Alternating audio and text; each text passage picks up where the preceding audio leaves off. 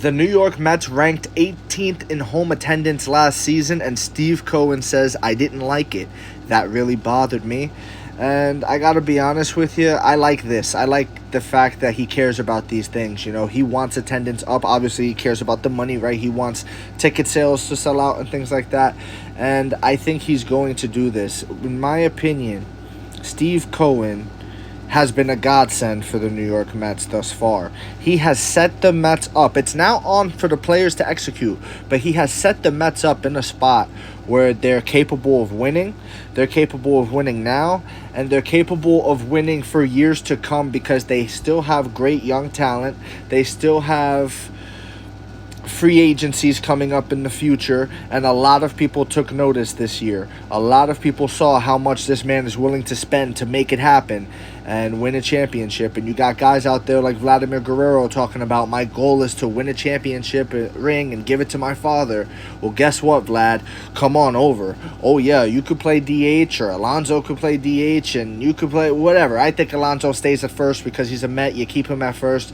He's the Met that you drafted. I think he's the first baseman. He goes down as a power hitting first baseman, one of the best ever. And you shift over Mr. Vladimir Guerrero. He's the one that's jumping on ship. Pete Alonso's been there since day one. So you got to move Vlad to DH. That's my take. So let's say you do that. Boom. Oh my God, look at this lineup. Lindor, Soto, Alonso, Vientos, Guerrero.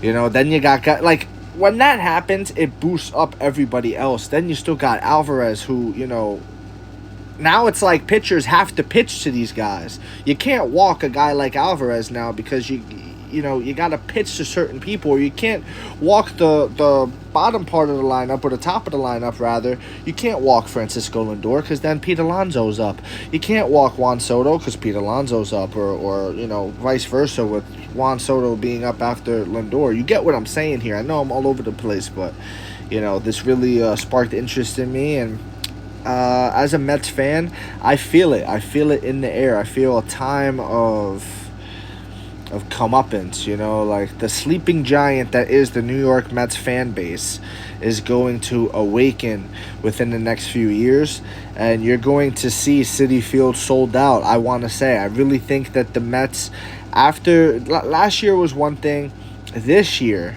there's a lot of expectation. This year, I believe the Mets are going to become an attraction. They're going to be in the headlines. They're going to dominate the media space. They're definitely going to be getting more headlines than the Yankees. You know what I mean? The Yankees are the Yankees, and they're always going to be there. But now it's the Mets that's on the front page news. You get what I'm trying to say here, guys? Now it's the Mets because they got the stars now. They spent the money now. They put themselves in that spotlight.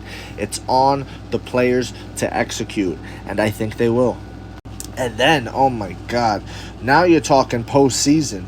Now you're talking about that rabid Mets fan base, the sleeping giant of New York, I call it. And now they're coming out to the playoff games, and now it's like, oh, they won a series and they're building. And if the Mets win a World Series, bro,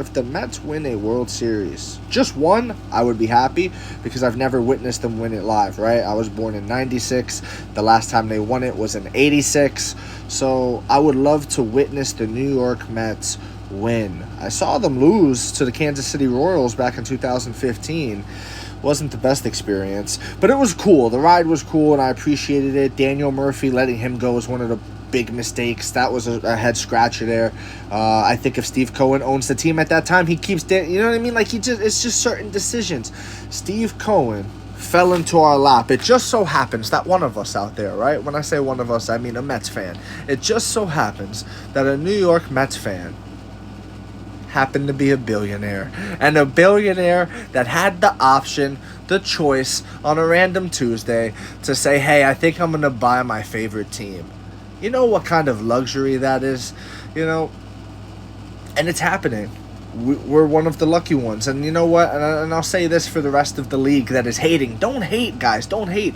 Because truthfully, I hope that, you know, I don't know.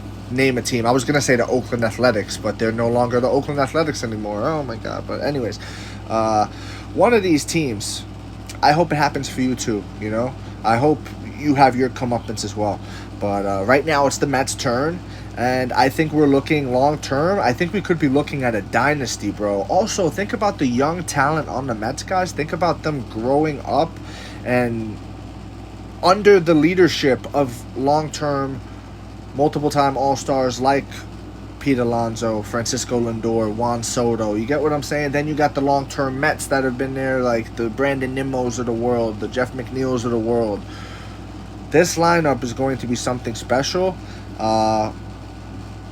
And for years to come, it's going to be the New York Mets as a free agent destination spot, and just a spot where it's like we want to play in Flushing, Queens. We want to play in a New York Mets uniform. That's what Steve Cohen has done.